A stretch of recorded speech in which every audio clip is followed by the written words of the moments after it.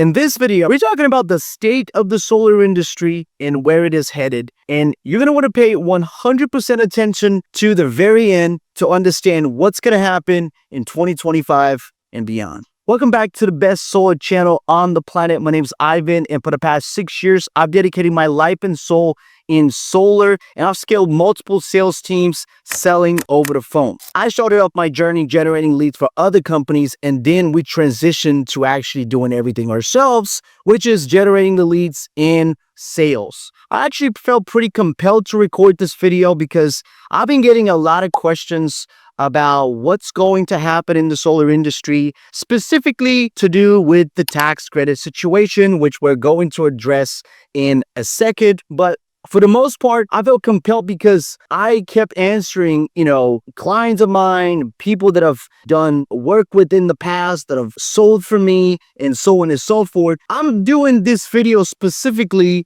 for people that still don't understand what is happening, okay? Maybe you've heard about what's going on in the solar industry. Maybe you're just hearing about it from this video, which is fine. But I like to keep everybody informed. And for whatever reason, people deem me as a source of knowledge. I don't know why. I would say this. I definitely know a thing or two after spending 6 years in this industry, all right? So you could say I paid my dues. So in this video, of course, I'm going to be breaking down the tax credit situation, number one, and then I'm going to tell you my opinion of where the solar industry is actually going in 2025 and even beyond that. Because when you're getting in the brand new industry, you don't want to look for a short period of time of a year. You want to know, hey, what's going to happen in this industry for the next 3, 4, 5, 10 years, if you will. That's a really important decision to make. And I know a lot of clients that we're working with, one thing that we do for people is we built their entire solar business on a silver platter and hand it to them, okay? Everything to do with lead generation, sales. We hire the salespeople, setters. We train them. We onboard our clients with the best installers in the nation that pay the fastest and have the best quality service. And we're pretty much giving them an already working business. Now, most people that are getting in solar, they're probably going to start doing a lot of research about the industry. Where is it going? What's Trump said? Is that going to hurt the solar industry? Is that not going to hurt it? What is actually happening? So let's take a look at some of the common themes that have been going around in the industry for the past month or so.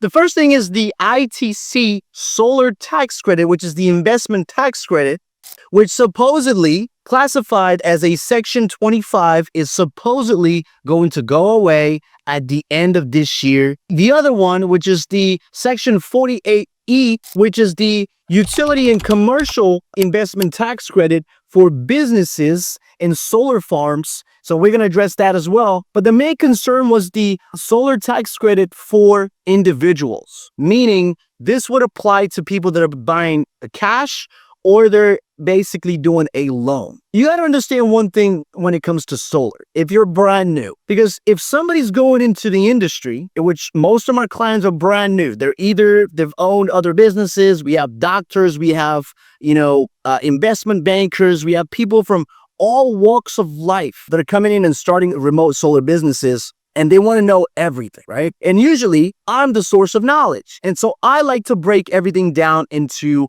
bite-sized informations to where everybody, even if you're new to solar, could understand it. So let me tell you this. The solar as a product is an amazing product. And if you're going into this industry, understanding that you're going to be offering an amazing product to people that need it is a great way to make money. But here's the kicker. The solar industry in America, believe it or not, is the industry with arguably the most white-collar crime in the entire country. How did that came about? Well, that came about when there's no regulations. There's the solar right now, as we know it, is pretty much in most states of the country a wild, wild west. It still is. What does that even mean? It means salespeople and sales organizations can sell very easily undersized systems. I'm talking about 50, 40, 50, 60% in basically telling the homeowner that this is a system that's going to offset 100% of their needs for the household. That is a scam. That's not going to actually take place. But here's the thing. The building out the proposals part where the customer can actually see what they're going to be offsetting. What's their utility bill now? What's it going to be when they get solar? What their payment is going to be? What's it going to go down to? How much they're going to be saving, so on and so forth. Where's the whole premise of solar? These companies, these installers, actually kind of lying by omission, because even though they're not the ones selling it, they're the ones allowing it to happen. If you sold somebody a 50% offset, I can tell you this, most companies in America, most installation companies in America would actually allow this to happen, which is a complete and utter scam. And so they completely basically wash up their hands and say, well, we're not the ones that actually sold it. We're completely not aware of what's going on. How can you say you're not aware when you're the one building out the systems and you're the one installing it? So that system design has to pass through your company. You have to send out the crew, which you manage and pay for, which are W-2 employees for the most part. And they're going to have to install now a system that is well undersized of what the customer actually needs. And you're going to say that you have nothing to do about it? Come on, right? Now, the second way in which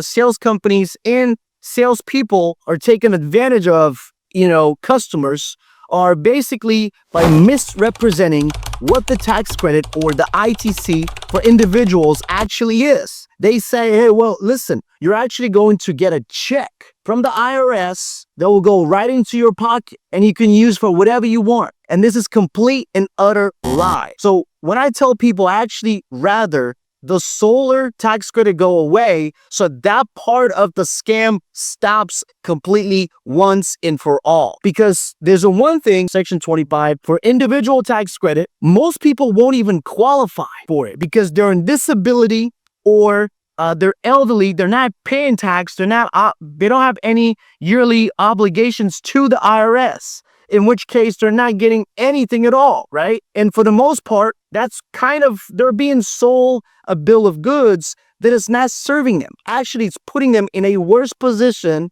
than before they had solar. And as a homeowner, as a customer of solar, you don't really find that out. It's not one of those products where you find out, the first month that you've been duped. It takes time.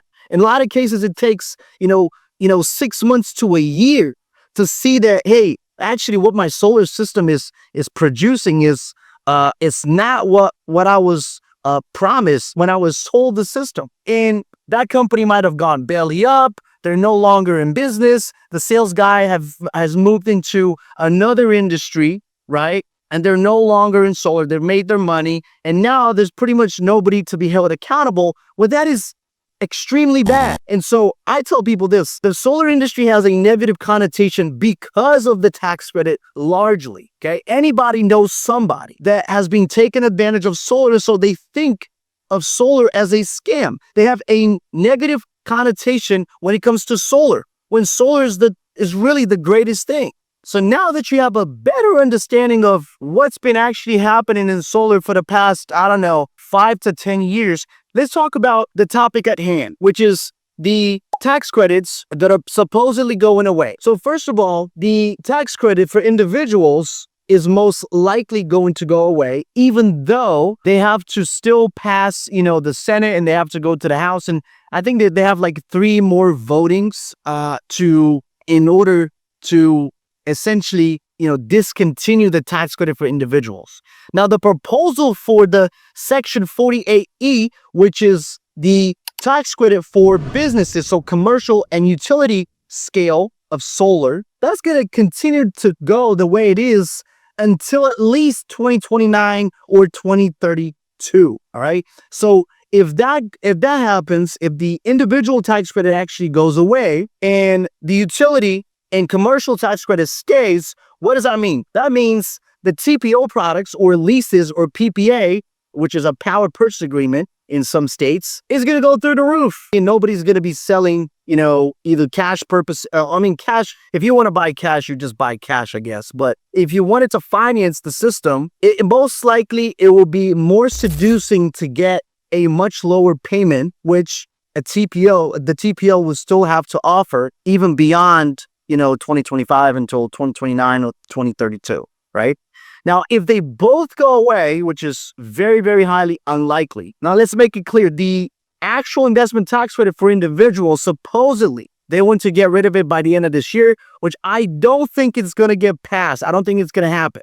I think if they're going to get rid of it, it will last at least until 2026, okay? Just to give companies a bit more time to restructure, kind of recoup and decide what they want to do, okay? I think the cash buyers are still going to be there for sure. A lot of people are going to start selling TPO products, but I've been in this industry long enough to understand. I've gone through pretty much everything you could possibly think of. Dealer fees going up, then going down, interest rates going up, and then slowly starting to come down.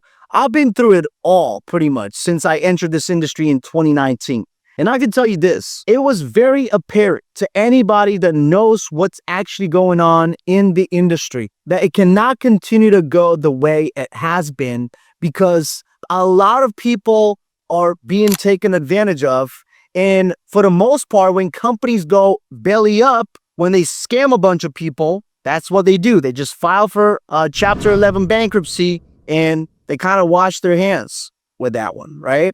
It wasn't going to be possible to sustain the way everything was going, because solar industry became a massive net negative, far more than it was a net positive for a lot of people, because a lot of individuals primarily have been taken advantage of. Other argument as to why the solar industry is not only here to stay, but it will continue to grow in levels that we haven't even seen before. Because solar will, first of all, clean up his, reputation by not allowing sales companies and sales individuals to take advantage of homeowners and lying to them about the tax credit. So that's going to stop, which is tremendous, because now there's going to be a lot less people that are going to be taken advantage of. So solar will start to clean up its reputation slowly but surely, which can only help the industry to grow even more, because the less people are being taken advantage of, the more new homeowners and potential adopters of solar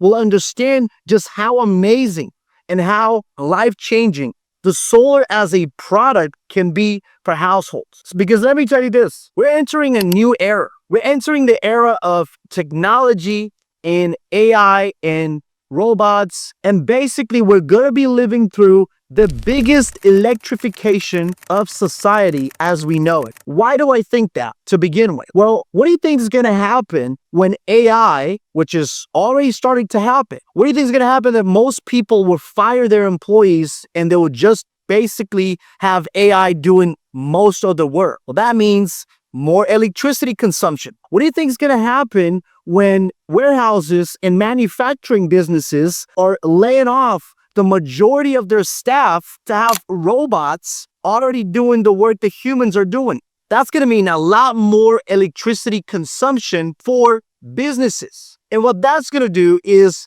the grids will now start going down a lot more frequently, to the point where it's unbearable, because they're not building new grids. When was the last time a new grid was built? Most of them are unreliable, specifically because of that reason, because they're old, okay? Even though the power production and everything else like that may be cheap, there's not going to be enough power for all of us, okay? I hope you understand this. When everyone goes and gets a robot from Tesla or whatever company, right, to clean your house and be your maid for like $30,000 to $40,000, and they can afford to finance it the same way you would finance your car. But now that maid is going to be there 24/7, is going to do whatever you want it to do, is going to be constantly having to be plugged into, essentially a source of power. And when you have a couple of electric cars in the garage that are charging overnight, and every family is going to have that, what do you think is going to happen to the grid? Don't you think it's going to start going down? The electricity needs of households and businesses has gone up because of the electrification. Well, people will just start to become super fed up with it. And I can tell you this, most individuals are buying now solar without the batteries. And actually what happened to California, which is the net metering 3.0, was possibly one of the greatest things that could happen in that state, because a lot of people for sure are getting taken advantage of because of that. And now I think the complete picture, most people are completely missing it. In order to have a self-sustainability, you have to have solar and a battery. You can't have just solar, because if the grid goes down, your house is not getting supplied with electricity. And the grid will start to go down a lot more frequently. And my other argument is, I don't have to be that good at foreseeing the future, because there's other people that have already done that are much smarter than I am. Like Elon Musk, who's arguably one of the smartest individuals on planet Earth. He's heavily invested into solar. And why do you think that is? Do you think because he's worried about the tax credit going away and he doesn't believe in solar anymore? No, because he knows that with all this electrification, all this AI and robots coming about, the grid won't be able to sustain it. No matter where you live, no matter which state you're in, your grid will start having issues. So the idea of having solar and a battery, it will not be a luxury anymore. It will become a necessity. My last argument is, look at the adoption rate all around the world. China is at 66% solar, utility scale farms in the whole nine.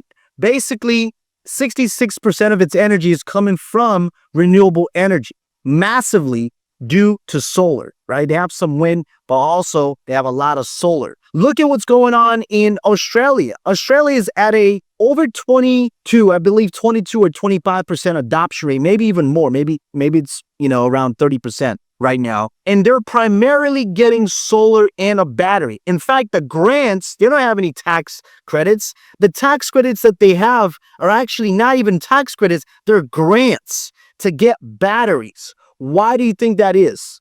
Because they know that the battery is the solution to the problem at hand. You're not going to be able to solve everything by just having solar.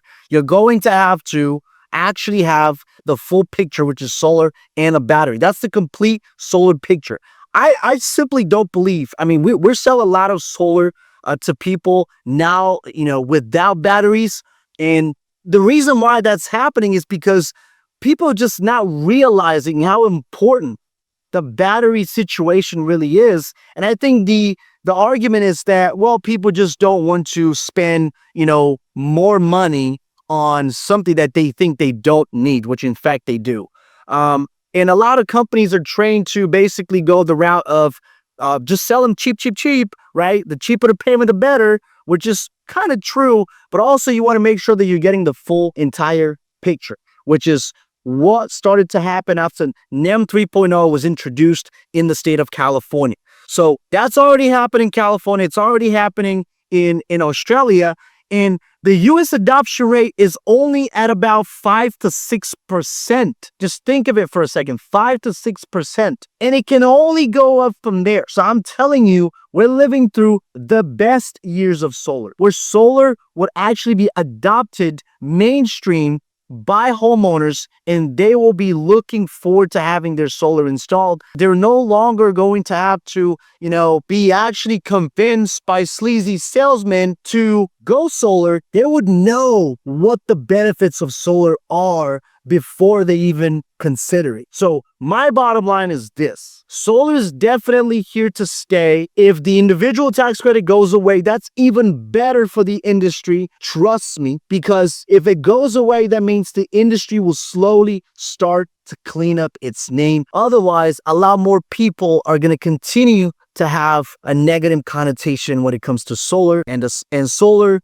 really is one of the greatest inventions of humankind. Now, if you are interested in getting in solar and profiting from the greatest revolution that mankind has ever seen before, then I'll leave a link in the description down below where you could book a call and you could speak to my team about the opportunity of us building you a business basically ready to go and already producing deals and handed to you on a silver platter. If you're the right fit, would love to help you out with it. Now, if you enjoyed this video, give it a massive thumbs up, and I look forward to seeing you again on the next one.